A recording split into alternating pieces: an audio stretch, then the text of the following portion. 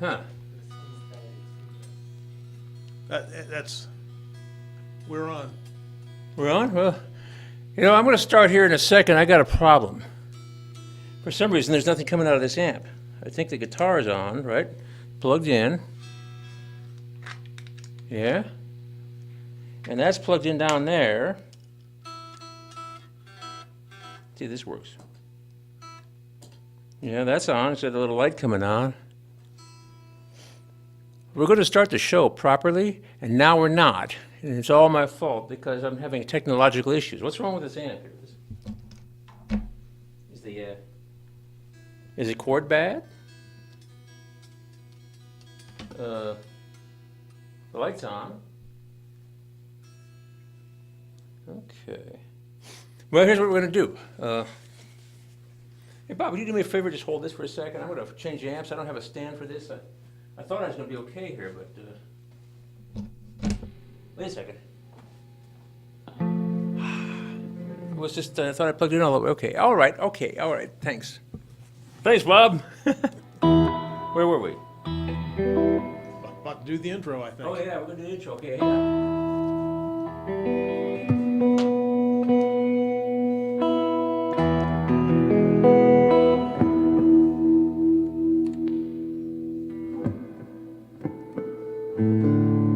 Sorry, I'm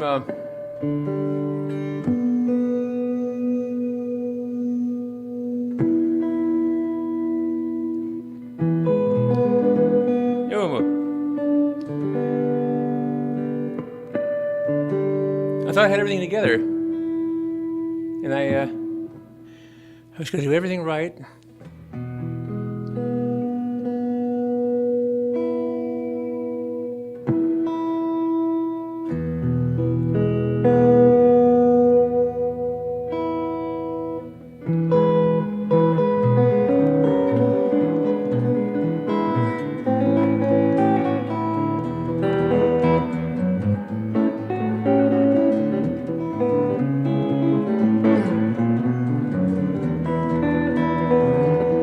I'll retune in a little while, don't worry.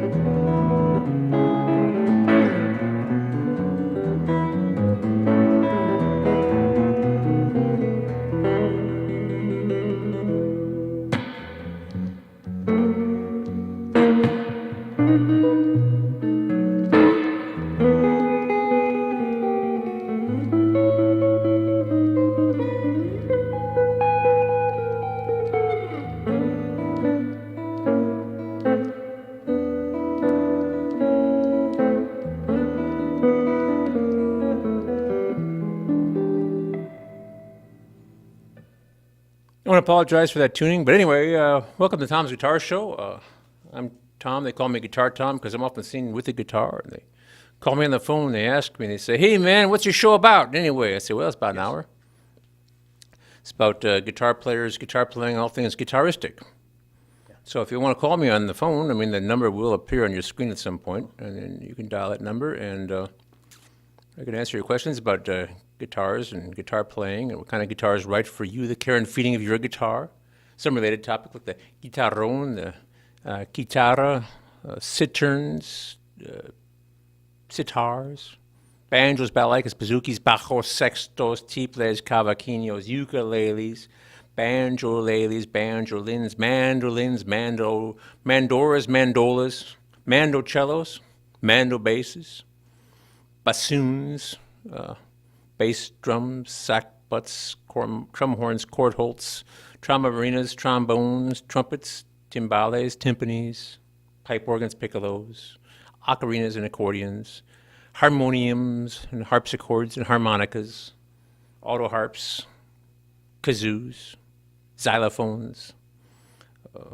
But anything with music, any kind of music you want to talk about, that's fine. You want to talk about politics, world events, or your own personality problems, that's fine too. We're here for you on the show, but keep it clean. This is a family program. All right, I'm just going to tune a little bit here. I don't know what happened. I had this. I had a good sound actually going through this amp with this guitar at home last night.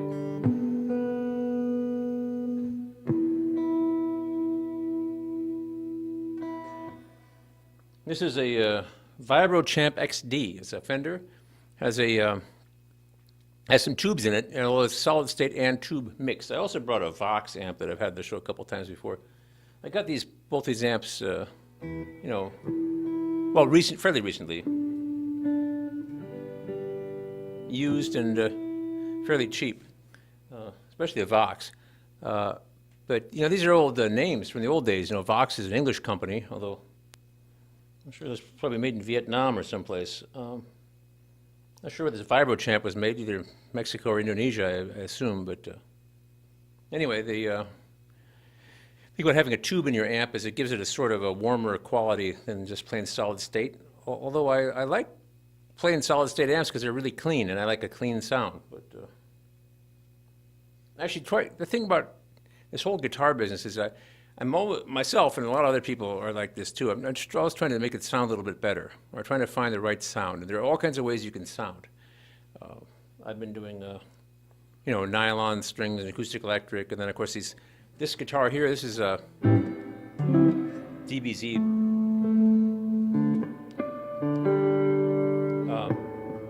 Bolero, which is basically a Les Paul. It's Dean Zielinski's take on a Les Paul. Les Paul, of course, been around since the 50s.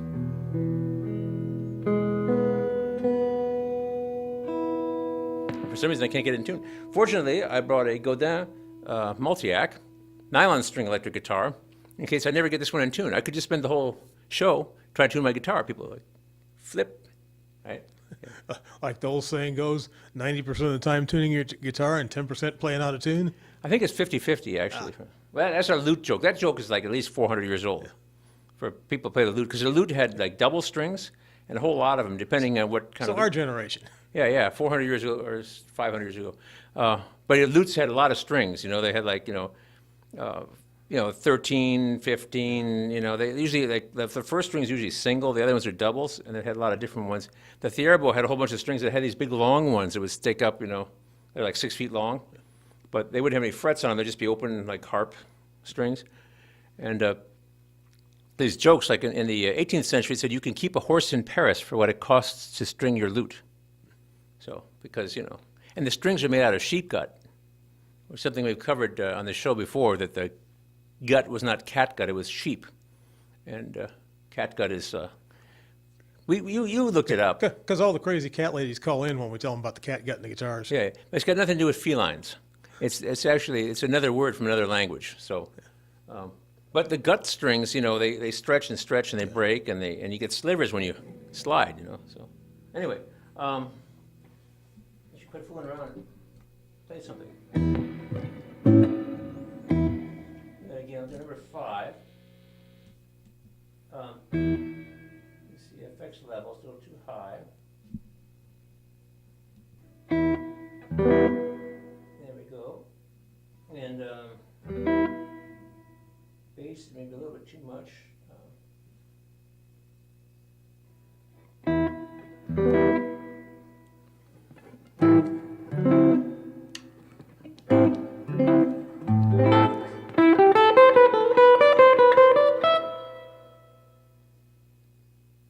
Nice amp.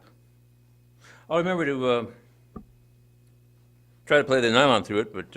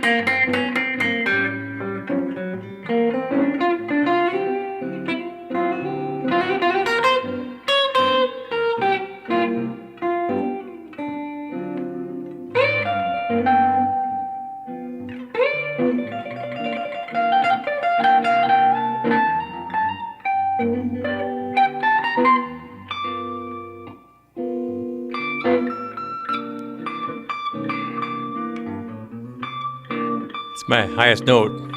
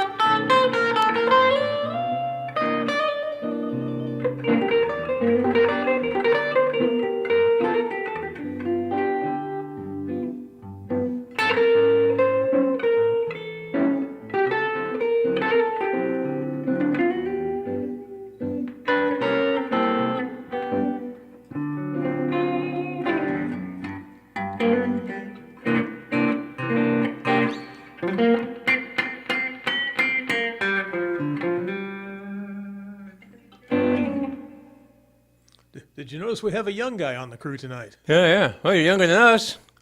Yeah, yeah. What's your name? I forgot. Mo? Oh, hold on, Mo. Let's trade places and you can come over to the microphone and introduce yourself. Yeah, it's always good to have there you go. So Mo, how are you? Yeah, yeah. So are you starting out here? Are you taking Yeah, classes? internship. Yeah, Internship. Oh yeah. yeah. Okay. Good. We need interns because our usual director is in Tennessee, I think, right now, Hmm. goofing off. Not on the job here, but he's on vacation. So we're you know sometimes we have people behind every camera and waiting in line to work on the show. Sometimes it's just Bob. Yeah, That's all the crew we get. So yeah. glad to have you here. It's So my pleasure to be here. uh, so uh, so what do you hope to do with your video career? I'm planning to do some video, Mm-hmm. because I'm from Sudan, Mm-hmm. North Africa. Mm-hmm. So, and we have a community here in Iowa City. Mm-hmm. I'm planning to do some talent. We have some talent here, singers, musicians, and Sudanese music. Sudanese. Yeah. Okay. Yeah, That's interesting. yeah.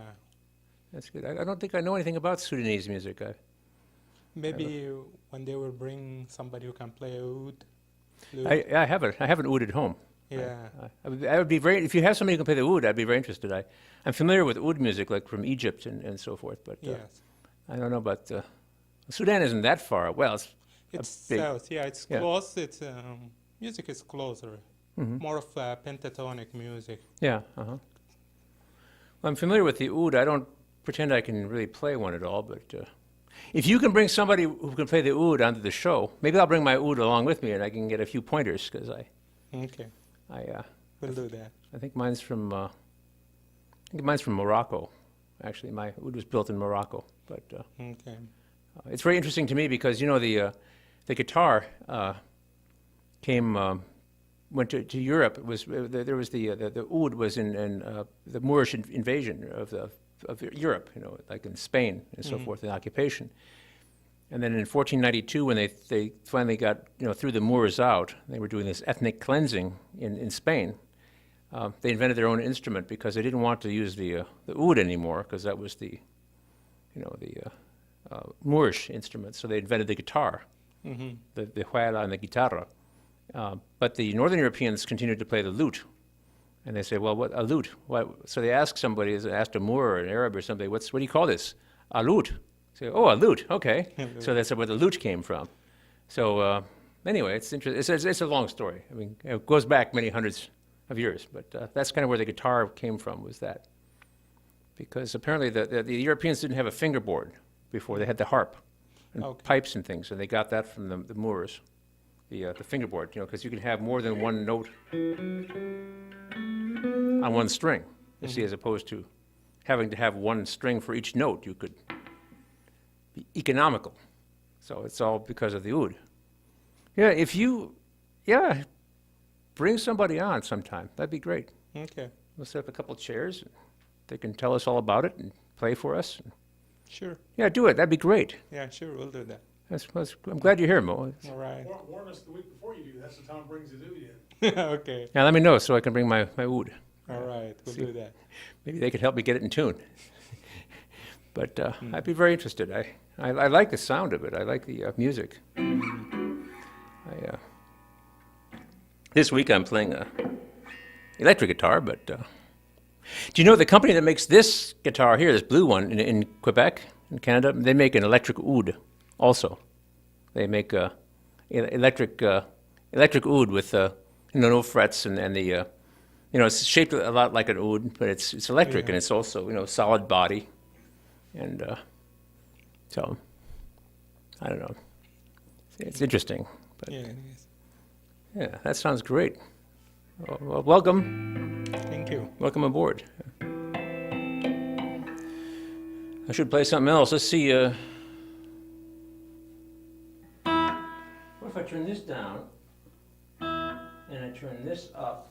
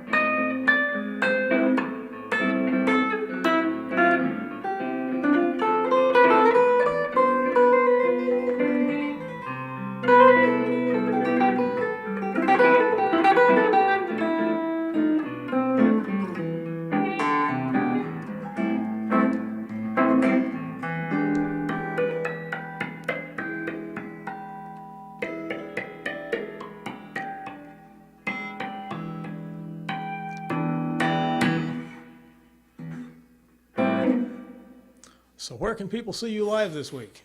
Well, that's a good question.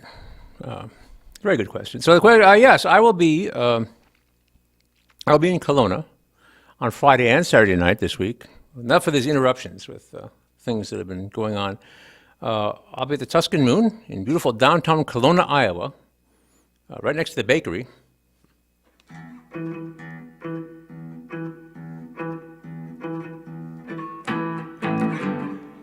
My Kelowna, so many fun things to do and see, like the cheese house or the bakery. My Kelowna. I was having fun. I'm sorry. I heard a rumor the cheese house was going to quit making cheese. Really? Huh. I don't know if that's true or not. I don't know what's going on anymore. And this is off the subject of where I'm playing, but Yeah. So I walked downtown today, which I used to do all the time, but I just haven't done it lately. So I decided to go have a cup of coffee at the Java House. But first, because I brought a really good pen along with me, and I thought maybe I'll look at Ebel Music for some nice manuscript paper, because every so many years I'll go and get a book of music manuscript paper, staff paper. I got the 5 lines, and the space and 5. And I went there and it was closed. And it said for rent, new paint and carpeting. It said Ebel Music is a big store. It's been there since well before I was born. Not in that same location, but it's been around. Charlie Ebel and Pearl West went into business together in like the 40s or maybe the 30s, I don't know, a long time ago. West Music, of course, is still with us. Yeah. But Ebel was like one of the premier sheet music companies. People from New York who came to Iowa City couldn't believe that we had such a good sheet music store. So it was closed. I don't know when it closed. Somebody said last week, one of the reasons I went there was somebody said last week, is that still open? I said, I think so. And I guess, but I haven't been there for a while because, so you can go to freescores.com and there's a bunch of music that's free. And I get a lot of old stuff in 1820s, whatever, classical guitar music from the old days. And they have facsimiles of these old books there for free, and so I download them and print out pages from them and stuff.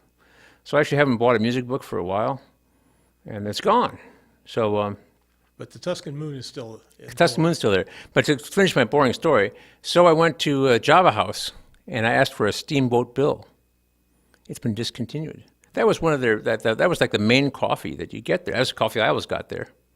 So I had to get American Gothic or something, which was fine, I suppose. A little weak, but it's okay. And then I was like, wow, man, you got to get used to loss, man. No album music, no Steamboat Bill. I was all planning to write out exercises for the banjo, on the staff, because most banjos tablature, if you know what I mean. So I was going to write all these exercises, scale studies for the banjo, while I drank some coffee. In my new manuscript book I was going to get, and wasn't there. So I had to do like everybody else and tap on my little phone. Yeah. Well, I just had to tap on the phone. See. Anyway. Okay. So I'm sorry. I'll be at Kelowna at the Tuscan Moon, Friday and Saturday. I think Friday is actually going to be. The weather forecast is it's going to be sunny, and the highs in 76 and the low at 63. So it may be your last chance to have dinner on the patio, with all the pretty little lights hanging, and from the pergola. And I'll be out there playing electric nylon string guitar. And maybe, it may be that after this it'll just all be indoors until May, if we're lucky. And anyway, Friday and Saturday night I'll be there. It's supposed to start at 6. I'll start somewhere around 6:30, maybe a little later, because I'm always late, In fact, they expect me. Guitar player. Yeah. I heard a waitress say that. But you play late. Yeah, that's right. I heard a waitress say that he'll get going about 7. I thought, because you see, when I first started there, I was supposed to play at 6, so I get there about 5 minutes to 6 and set up, and I'd be playing at 1 minute after 6, and then I started getting loose, and 6:15, and then it was 6:30 after a few months it was 6:30, and now I'm pretty much 6:30, but I kind of show up at 6:30 now, But anyway, so yeah, I'll be Tuscan Moon, and then Friday, Saturday night, starting at 6:30 or so. Make a reservation. It's really busy right now. And then Sunday I'll be at the Journey Church in Coralville, off of Oakdale Boulevard there. Easy to find. 10:30, and I'll be there. I'm supposed to be there 10. I'll be there about 10:15. So I will be playing though while they're still having their book study club. So anyway, so yeah, and then. Another thing I think is interesting is there's a Secular Student Alliance shindig at the Iowa Memorial Union tomorrow at 7:30, Wednesday, 7:30 p.m. And Sean Faircloth is going to speak. But what it is about, it's about secularism in politics, I think. And I actually provided music for a slideshow they're having. And it was my brother actually got me into it. And he's took some music off of my Table for Two CD and asked my permission, and of course I gave it. But I think what they're trying to do is to get religion out of politics, and whether you're whatever you're. That'll be hard to do in the USA. Yeah, well, they're going to make an effort, because the Iowa caucuses will be coming up inevitably here, and but the thing is if you're certainly if you're an atheist, you don't want to have religion, people like have religious tests. You're not supposed to according to the Constitution, but if you're religious, depending on your stripe, I mean, do you want anybody else to dictate what kind of religion you should, look at how many people get killed over religious differences, throughout history. Look at Northern Ireland or Bosnia or you can look at Germany back in the old days after Martin Luther was a 30 Years' War with the Catholics and the Lutherans, Catholics and Protestants killing each other for 30 years. You see what's going on in other countries right now, like in Syria and Iraq. You have your Shiite and Sunni, disagreement, and so we don't really need that here, I think. So I understand their point of view, and I support it. I don't know if I can make it. I have to teach lessons. But anyway, it's 7:30 Wednesday night at the Iowa Memorial Reunion, Secular Student Alliance, and whatever anybody's religion or lack thereof, it's I think it's for everybody, because if you're like a Baptist, you don't want a Catholic telling you what to do. And if you're a Catholic, you don't want a Baptist telling you what to do. And if you're a Lutheran or a Jew or Muslim or whatever, you don't want anybody else to, to have a religious test. Say, well, we're going to have we'll have a president who answers to the Pope in Rome. Well, I remember that from the 1960 election. Yeah. And So anyway, that's what I. And I noticed Obama finished his speech the other night with "God bless our troops" and "God bless America." That's right. Well, he has to. Well, I mean, you couldn't elect a president who wasn't religious. Yeah. One very important thing was to make sure he was going to. Well, it would be hard to elect a president who admitted he wasn't religious. That's right. Yes. Well, I'm sure we've had some, but they knew better than to talk about it while they were campaigning. Right. Well, very few politicians can admit they're not being religious in this country, which is, I think, is a point. I personally would prefer somebody who isn't particularly religious because, their ideology might be just, pragmatic and based on, thinking and not, following some other teaching. But anyway, it's just an interesting concept. I support the efforts, but we'll see how it goes. We're hoping for a huge turnout, and I don't know. I'm trying to think if I can possibly get there. I think I'm teaching until it starts at 7:30, and I think I have to teach till 9. I've been toying with the idea of rescheduling those lessons and just showing up, but I don't know. I think it's it's getting kind of late now, but anyway. So happy Tuscan Moon and Journey Church this week. No plans for anything exciting coming up. I would say that put a word out that it's going to be it's a couple months away, but at the last Thursday of November, we're going to have our annual meeting at PATV, and that's another thing I think is important, is that we keep our station and keep it healthy. That includes free pizza, doesn't it? Probably free pizza. We haven't planned for it yet. I'm actually on the board, almost perennially on the board. We have term limits, but the way the board works is you get a 3-year term, and then you're eligible to be reelected or reappointed for another 3-year term, so that's 6 years, and then you are what I call dead meat, and you can no longer vote. But you can continue to be what we call an associate member of the board, a non-voting member of the board. You can make motions, you can serve on committees, and then you have to serve 90 days in exile, in outer darkness. And then after that, you're eligible to be reappointed. So what I have done is served 6-year stints, and then wait around for 90 days, and just keep going to the meetings and going to committee meetings and so forth. And then so far I've been reappointed or reelected. Yeah. Last time around, I took somebody else's seat, and I had to petition, because that was one of the rules. It was an elected position, because you can appoint 2 and we have to elect 1 at the annual meeting. So there'll be an election coming up in November.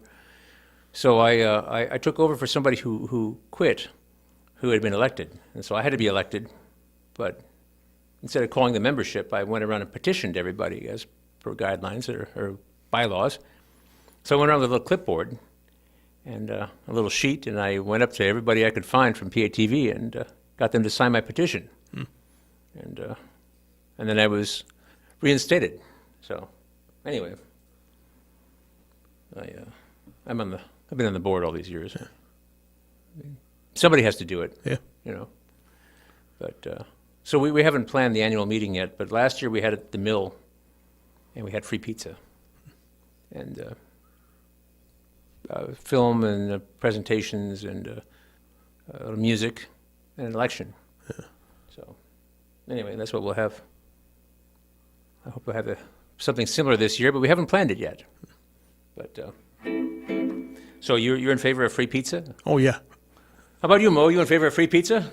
Okay, well, there you go. See, that's two. That's good, yeah. There's 2 votes already. That's right, okay, well, I'll bring that to the attention of the board. We're having our meeting on Thursday, which actually anybody's welcome to, it's an open meeting to the community. If you want to, we'll have the meeting here at 7, PATV, on Thursday, just our regular monthly meeting. The annual meetings are a big shindig we do once a year in November, but it's always the third Thursday, so anybody who wants to be on the board, That's normally here at PATV, isn't it? yeah. I know you had the new video to show in the memorial last time, I think was why I was at the mill. Well, we used to have it in different locations. We had it at the public library, meeting room A. I mean, for years, that was the location. And then PATV used to be in the public library, and then we were forced out. So we've had it here. But and then we've had a couple other places. Where was it? The basement of Ecumenical Towers was a meeting room or something like that, downtown Iowa City. But you know, the mill was kind of nice in a way.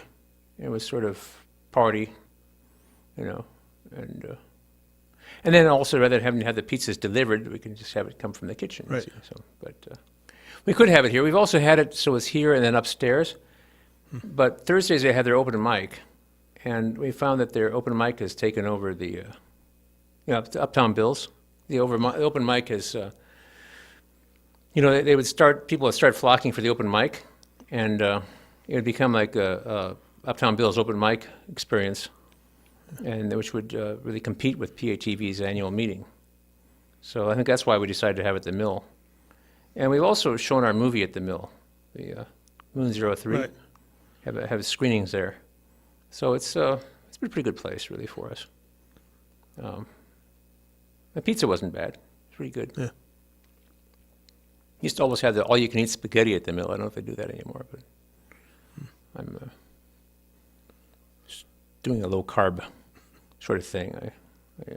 I'm supposed to be diabetic or Yeah, something. we see you're wasting away. Yeah, I've been losing. I'm a loser. I've lost a lot of weight. If you look at the Tom's Guitar shows over the decades, because this show's been on for 20 years, and if you count the original Tom's Guitar show, that was 1990. It was started the summer of 1990, the 6-part How to Play Guitar series.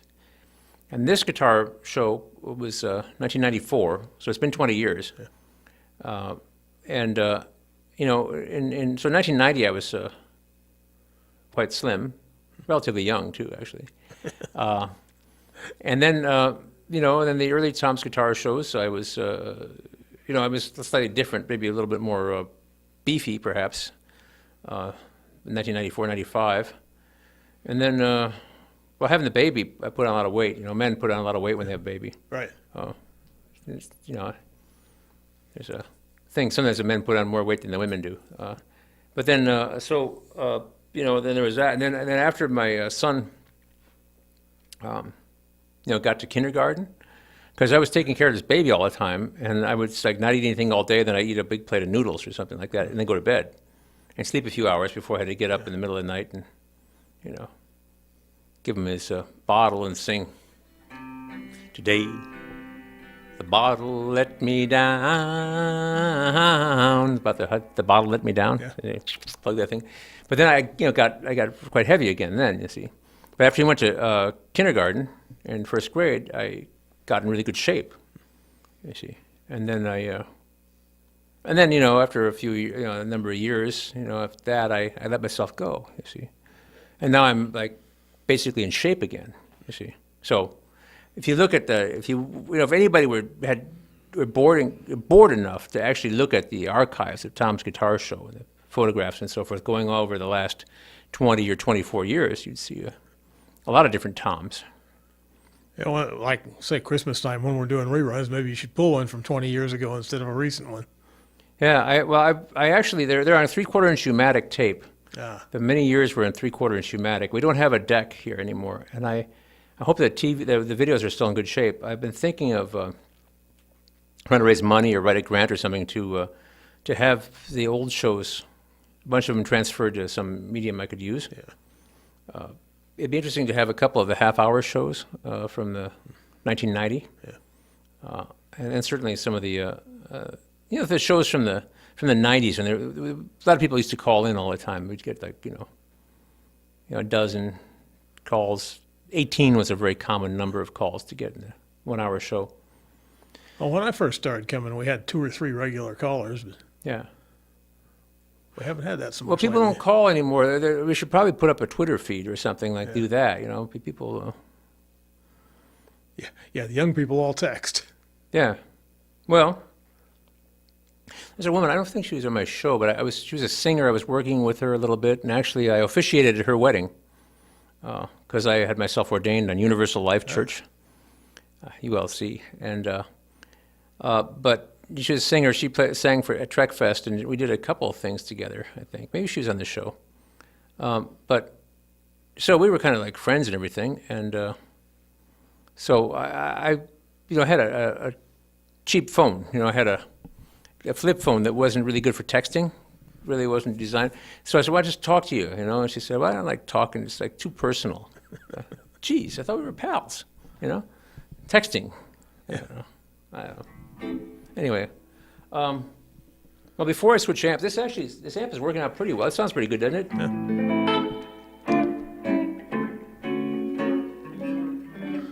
I was thinking maybe we should change the name of this extravaganza to Reverend Tom's Guitar Show. I have been toying with the idea. There's actually a church a Unitarian church in Oklahoma, Broken Arrow, Oklahoma, and it's right. It was started in 1947 on an Indian reservation, and which is another thing I don't know what to call these people because politically correct thing is to call people First Nation people Native Americans. In Canada, they want to be First Nation. They don't want to be called Native American up there. They want to be. Some of them want to be First Nation. Yeah, but everybody I've ever talked to who is fully whatever you want to, Amerindians or whatever, said just call us Indians. That's what we're used to. Yeah. That's what this guy told me. And then somebody else told me that too. And then so anyway, so this church was started on the reservation in Oklahoma. It burned to the ground, and it's actually moved into the town of Broken Arrow. And they have what they call a co-ordainment.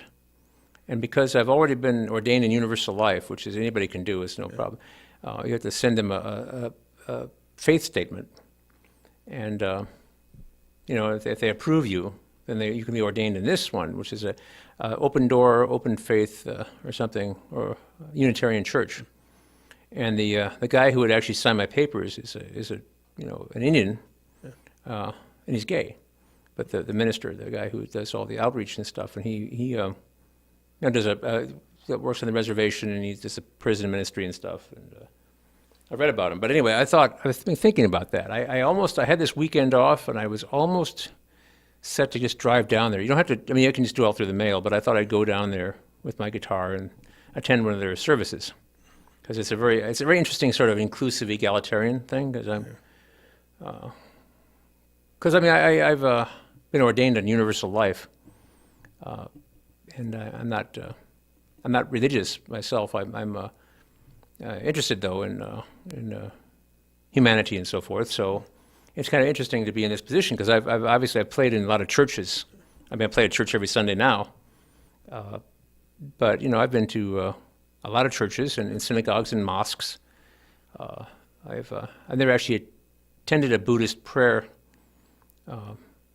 circle or whatever. But I've been to a Buddhist room where they ring a little bell and people sit cross-legged on the floor and meditate. I haven't been there when they did it, but I've been in the room and talked to people and stuff. So I've been around all my life. I've been around religion and stuff, and gone through a lot of evolution personally. But somehow, I would say that being ordained, especially in something as easy as Universal Life, which has like a 1.5 million or something like that people ordained, which means I can perform weddings and so forth. I have the legal. I have the. I have the same legal status as any minister, priest, rabbi, imam. But obviously I just sent my name into a database and I'm ordained. But I also thought that, it's an interesting kind of position to be in because then you feel kind of liberated in a way. It's an unusual kind of thing, after all these years. So I had myself ordained 7 years ago, or more, almost 8 years ago now. And so I was thinking about doing this coordination with this Unitarian thing. And it's kind of interesting that it's, it's from an Indian reservation. Yeah. And anyway, because, if you go to church or something, and the preachers make these pronouncements, but I am a reverend, they say, me too. Yeah. But anyway, it's an interesting thing. I could probably, I don't know if Pastor Bill's out there somewhere. A friend of mine is a retired Lutheran pastor. Yeah. I used to do music in his church too years ago, and he might be scandalized if he heard all this, but I don't know. If you're out there, Bill, call in. But anyway, never mind. Anyway, I'm going to switch over. See if I can get this thing in tune. It's I love this guitar. I haven't been playing it lately. I've gone into these other guitars over the summer.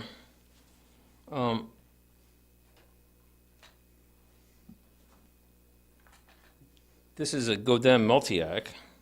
It hasn't changed much. They have newer models. I've actually thought about getting the Koa wood one. I've had this one since about 1999. And I have another one that's been on the show quite a few times that I think it was from 1997. It was a B stock. I think maybe it had some finish anomalies. I actually had this one. I ordered this one back in '99, and because it has the synthesizer input. And this was an updated version. It had a couple things different. But see how it sounds through this amp.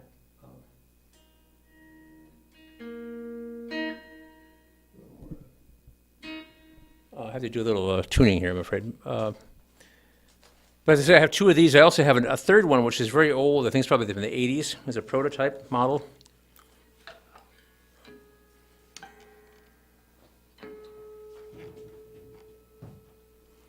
So I haven't actually seen a new one of these in the flesh, or shall I say, in the wood. But I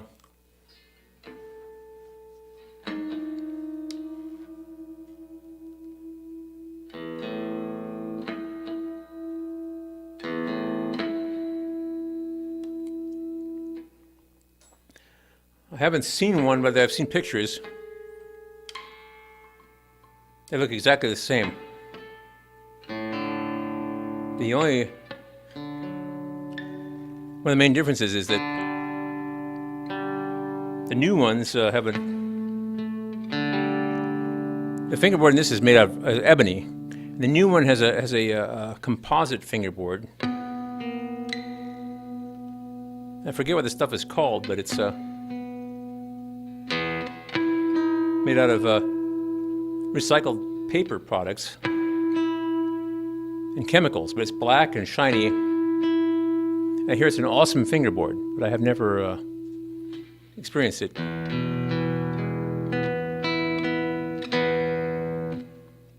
The thing about Godin, sorry, I'm just fooling around with it a little bit, is that he's trying to be environmentally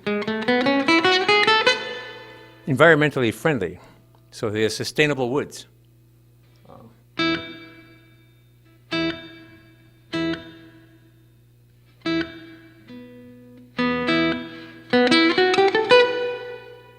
Actually, didn't sound bad through this little amp.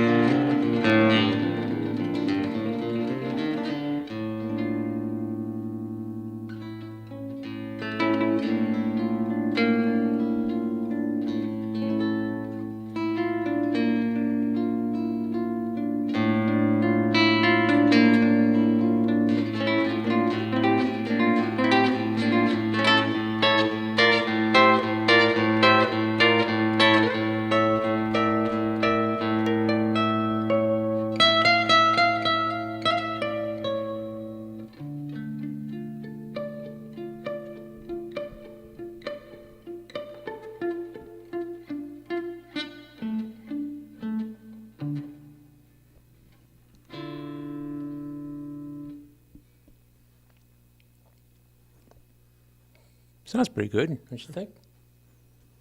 I don't know. I realize the show's almost over, and I'm goofing off, and I haven't gotten around to plugging in the other amplifier, but I think I brought that amp last week, so, you know. Yes. Fender Vibro Champ XD. They don't make them anymore, but there are probably a lot of them around. I also have a Super Champ XD, which is a little bit larger with a few more bells and whistles, but anyway, yeah. Bob's either giving me the peace sign or he's telling me I've got 2 minutes left. But anyway. So, yeah, the rundown. See, so, okay, I'll be at the Tuscan Moon on Friday and Saturday nights in Kelowna. Tuscan Moon Italian Steakhouse, Bistro on 5th Street or whatever. Easy to find. That'll be about 6:30. You know, I recommend dinner at 7. It's more humane. Get a reservation if you want to be there. This may be your last chance to to go out to the patio and have dinner out there. It might be very nice out there, actually. And then, of course, the candlelight, by the way, and the little lights in the pergola, it's very, very romantic and nice out there. I'll miss it. And of course, maybe it'll get cold or rain or something, but it's not supposed to. Of course, this is only Tuesday, and a lot can happen. Then, of course, I'll be at Journey Church on Sunday, Coralville. And I'm kind of interested in this secular student alliance thing at in the Iowa Memorial Union on tomorrow, Wednesday, 7:30, I believe. Trying to get religion out of politics.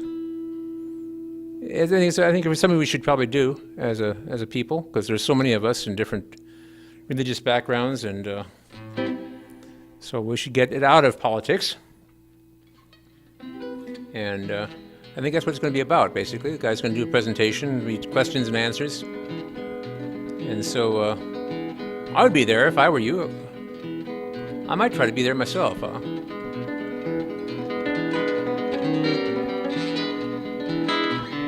Maybe I can go to the party after